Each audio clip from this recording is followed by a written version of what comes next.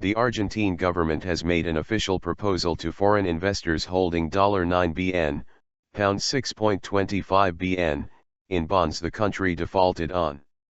After 5 days of negotiations in New York, it offered to pay 75% of the amount awarded by U.S. courts in 2012. The long-standing dispute has restricted the country's access to international credit markets. The investors bought the bonds at heavily discounted rates after the country's economy collapsed in 2002. Argentina has now offered $6.5 bn to settle the dispute, said court-appointed mediator Daniel Pollack.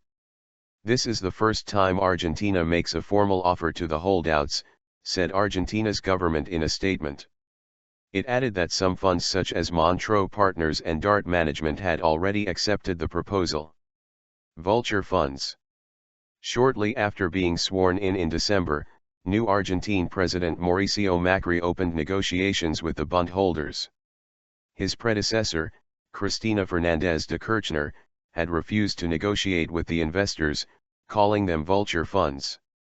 The bonds were bought by hedge funds NML and Aurelius Capital Management for a fraction of their face value in the aftermath of Argentina's economic collapse in 2001.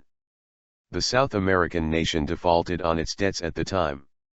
It has since renegotiated its debts with 92% of the creditors who agreed to settle for 1/3 of what they were originally owed. However, the hedge funds bought up a large chunk of the remaining distressed debt at low prices, and demand to be paid the full face value of their holding, $1.3 bn. New York Judge Thomas Griesa ruled in 2012 that Argentina must pay the creditors in full. In June 2014, the U.S. Supreme Court declined to hear Argentina's appeal against the decision. Argentina refused to pay and went on default. More recently, other bondholders, known as Me Too, joined NML and Aurelius in the dispute. Their claims, added to interest incurred since 2012, have increased the amount owed by Argentina.